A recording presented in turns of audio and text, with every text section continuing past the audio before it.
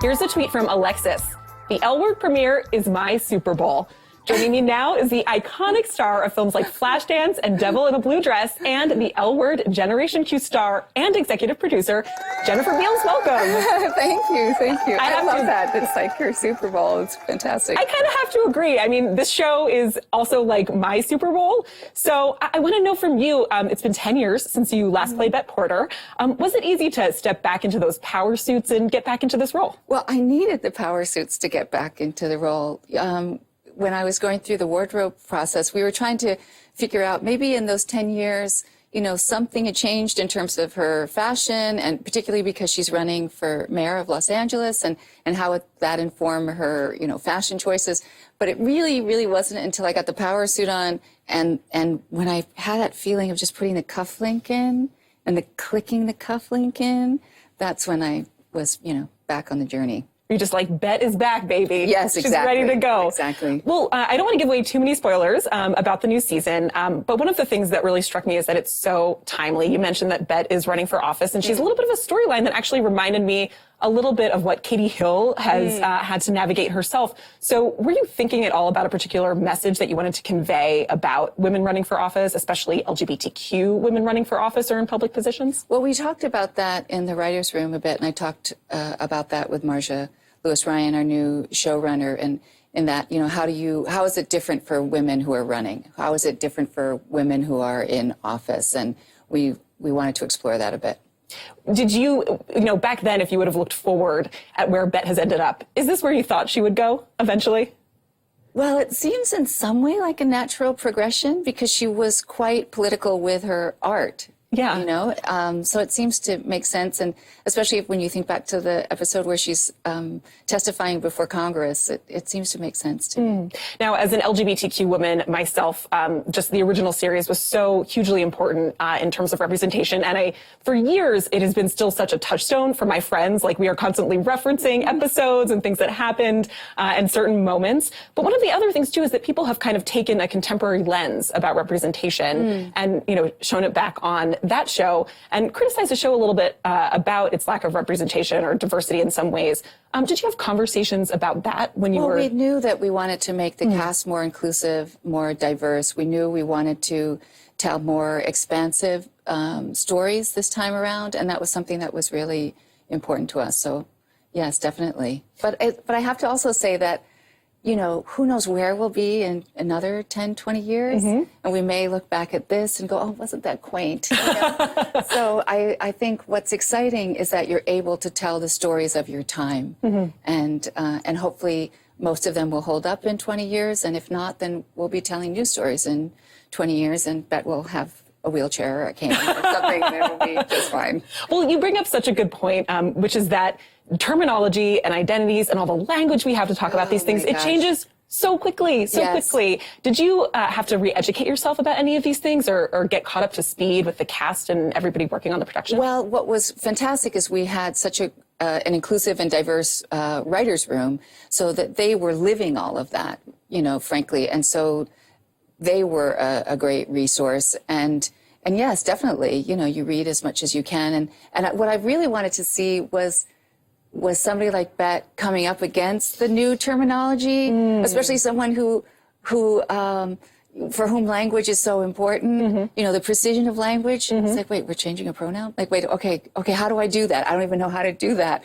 And then having her come around and sort of reflect where a lot of people are right now. I feel like that could be such a great teachable moment for people who are watching the show. Yeah. And so you're also executive producing this reboot.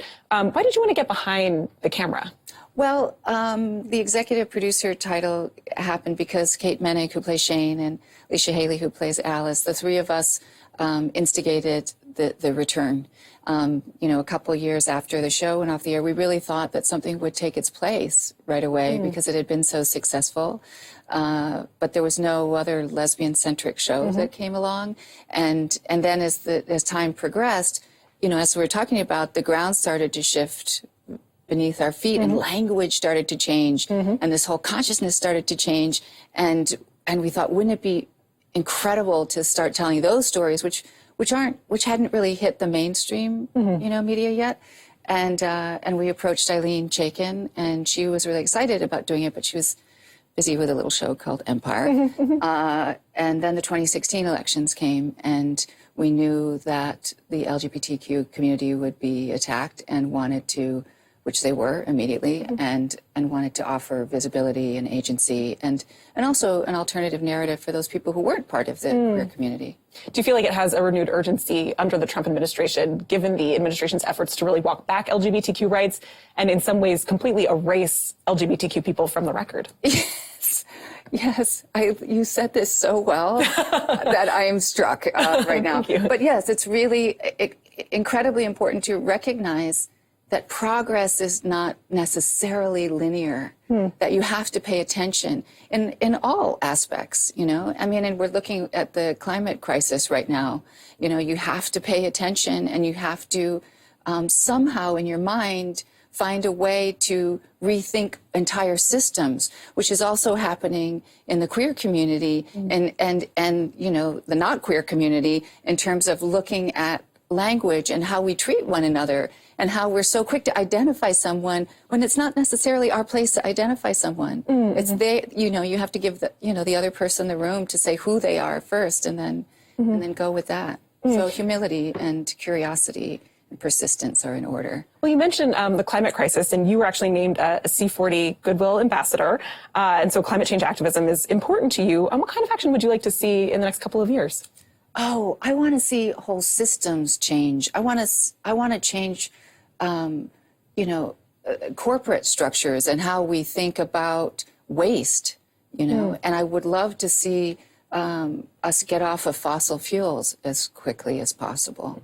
Have any of the 2020 candidates, do any of them have an environmental policy that appeals to you in particular, or is there anything that you're really looking for them to talk about when it comes to Well, I just want somebody who is ready to take action right away. You know, that's what I want, because we don't have time. You know, we don't have time for easing off of things.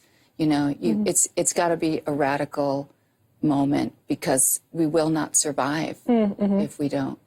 Well, speaking of a radical moment, we were just talking to Jane Fonda, who is, of course, famously getting arrested on many Fridays in D.C. Yes. Is that something that you would ever be interested in doing? I would love to. I mean, I try to take part in as many Friday protests that I can. In fact, I was just telling you, I'm hoping that I will be finished with today's work in time to be able to go down to the march in New York. But yeah, it's something that I would love to be a part of and figure out how to, you know, how to participate. And I think, you know, even if you don't go to every Friday protest, even if you're not as committed in that way, there are so many things that people can do. And I think one of the interesting things about C40 is that, you know, mayors all across the world have decided that cities are going to lead, and that they're going to lead their municipalities regardless of what the federal government, their federal governments might say. And so there's all kinds of ways to get involved and to make an impact.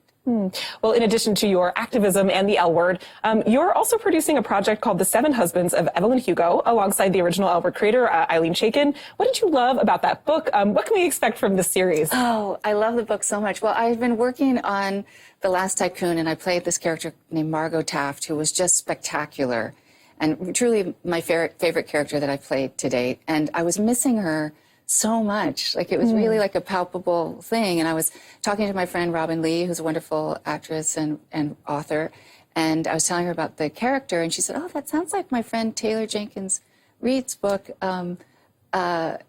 She has a character named Evelyn Hugo, and you know, you might enjoy reading that." And I said, "I'd love to." And she said, "Well, it comes out later." I said, "Do you think she would give me an advanced reader copy?" And so I got the advanced copy of the book, and I read it, and I fell in love with Evelyn, who was very similar to Margot in that she was a take no prisoners kind of person, but who was having to subvert her own identity in order to get to where she wanted to be, in myriad ways, having to do both with race and sexuality. And that was interesting to me. And so I talked to Taylor, and we sat down and And I talked to Eileen, and then we set it up at Freeform. That's wonderful. I really can't wait for that. And I so wish that we had more time to keep chatting about everything that you're working on, but we have to leave it there. So thank you so much for joining me. Oh, no, it's over already. It's over already. I know, it's too quickly. All afternoon with you. I mean, please stay. Well, the L Word Generation Q premieres this Sunday on Showtime. Up next, we're talking to Hayes about impeaching Trump.